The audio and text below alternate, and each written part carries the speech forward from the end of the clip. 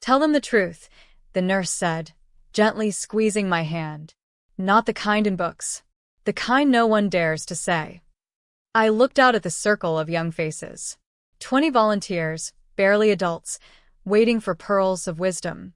They thought I'd talk about joy, balance, or forgiveness. They didn't know I buried a sister without speaking to her for 20 years. Or that I told my dying husband I'd be back in 5 minutes, and never came back at all. Hi, my name is Henrietta Vale, but most people here just call me Miss Etta. I'm 94 years old. And if I have anything left to offer this world before my bones turn to powder, it's this: stop doing these 7 things before it's too late. I took a slow breath and stared into their eyes one by one. Not a sound in the room. First, I said, stop saying, it's fine, when your heart is breaking. It is not fine. And silence is the first grave we dig while we're still alive. I saw one girl flinch. Another boy stopped chewing his pen. I leaned forward, my voice steady. Let me tell you about the first time I chose silence and what it cost me. And just like that, I was 17 again, standing at my father's funeral with blood in my mouth and a lie in my throat. I stood beside my mother in black, numb from the waist down. My father's coffin was a few feet away, glossy and cruel. Everyone said, he loved you girls so much. But no one saw the bruises he left behind the piano. No one heard what he whispered when the guests left. My little sister, June, clutched my hand. She was only 12 then. Her lip quivered. I remember leaning down and saying, don't cry. We'll be safe now. But we weren't.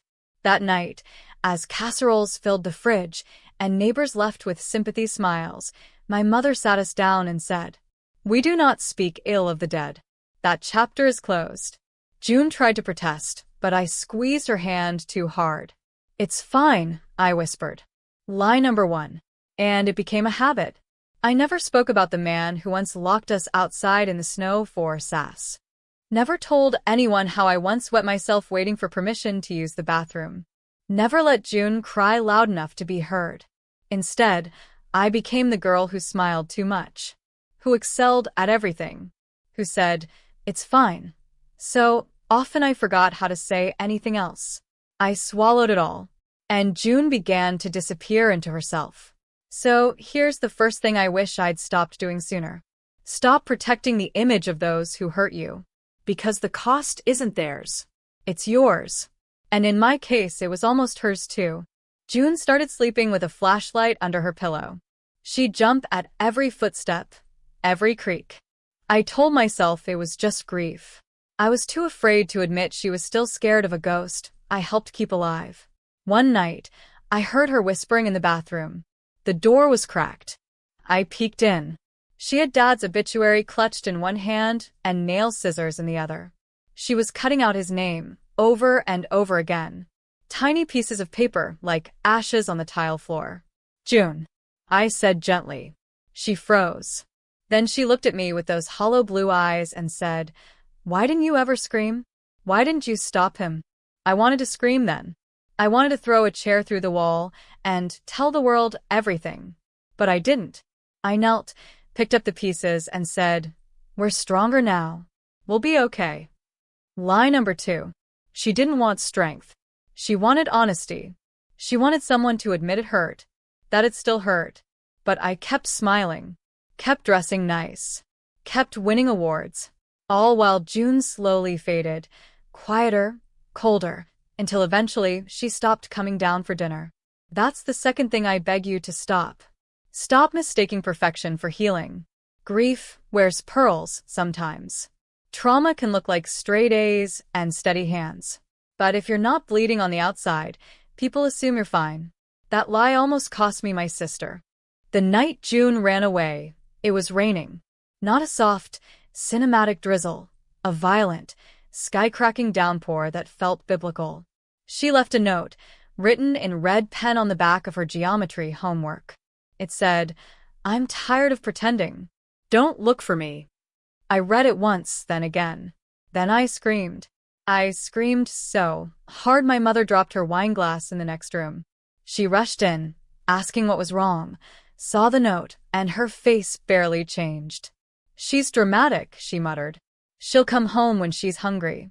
That was the moment I understood how deep the rot went. The silence hadn't started with me. It was generational. But June didn't come home. Not that night. Not for weeks. When the police finally found her in a shelter 2 counties over, she wouldn't speak. She just sat on the cot, hugging a torn plush rabbit and staring at the wall. I walked in with shaking hands. "It's me," I whispered. "Nothing." So I sat beside her and, for the first time in my life, told the truth. Every ugly, shameful piece. I cried. I cursed. I named every bruise. And then June blinked, looked at me, and laid her head on my shoulder. That's the third thing I beg you to stop doing.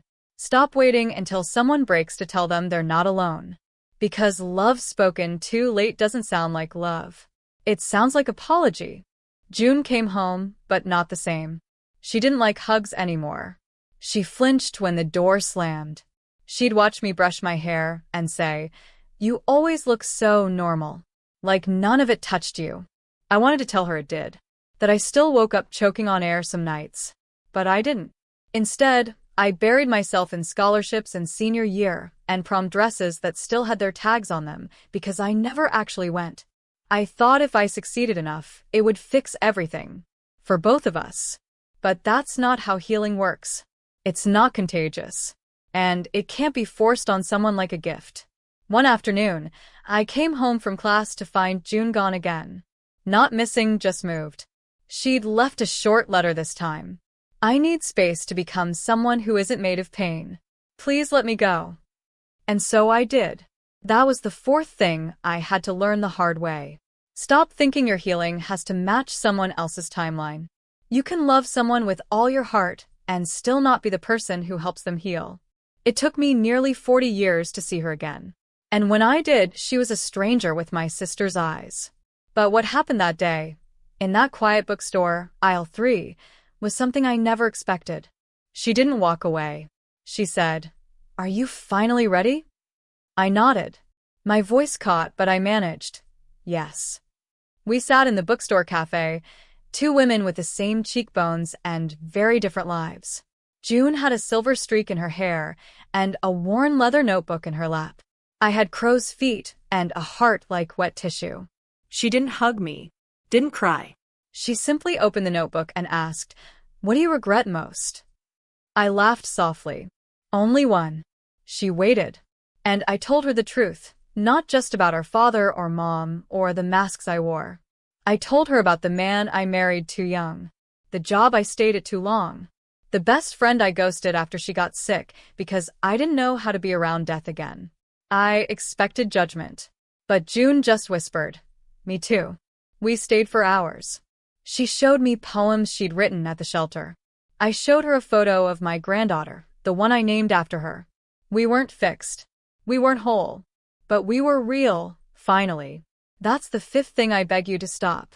Stop measuring people by who they used to be.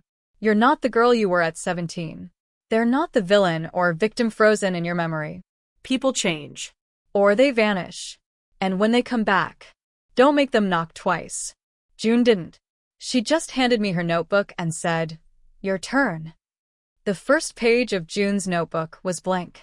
I stared at it for a long time before I wrote a single word. Me. Not our father. Not our mother. Not even June. Just me. Because here's the 6th thing I beg you to stop doing. Stop casting yourself only as the survivor. It's comforting, I know, to believe you only endured, that the pain came from outside you, and you were the one who stood tall through it all. But I caused harm too. I let my silence wrap around June like a leash. I stayed in a loveless marriage for 34 years and taught my daughter how to smile through misery. I turned down a music scholarship to keep the peace at home, then resented every person who dared chase their joy. And worst of all, I waited. I waited until I was an old woman in a cardigan, sipping tea through fragile teeth, before I told anyone the truth. That page led to another and another. June and I started meeting every week. She'd read, I'd write. Sometimes we'd swap. Sometimes we just sat in silence. But the silence didn't rot us this time. It held us. And one day, she looked at me with teary eyes and said, "I forgive you." I couldn't breathe, but I whispered, "Then I'll try to forgive me too." The seventh and final thing? Stop postponing love. Even for a day. Because one day, the pages run out. I turned 94 last week. They brought cake and candles to the home. One of the nurses sang off-key. A little boy I barely knew handed me a flower and said, "My mom says you're the smartest old lady she's ever met." I laughed. And I cried. Because for once, the tears weren't regret. June couldn't come. Her knees aren't what they used to be. But she sent a gift, a slim, leather-bound book. My book. The one I swore I'd never let anyone publish. Inside, on the dedication page, she'd written, "For the girls who stayed silent, and the ones who finally screamed." There it was. My whole life. My failures. My truths. My 7 things. Stop saying it's fine when it's not. Stop protecting the image of those who hurt you. Stop mistaking perfection for healing. Stop waiting until someone breaks to tell them they're not alone. Stop thinking your healing has to match someone else's timeline. Stop measuring people by who they used to be. Stop postponing love, even for a day. Because that day will come. When the room is quiet. When your hands are still. When you look back, and the only thing left isn't the pain but what you chose to do with it. I looked at the flower, now wilting a little in its glass. I smiled. Then I turned to the group of young volunteers waiting for their wisdom. And I began again.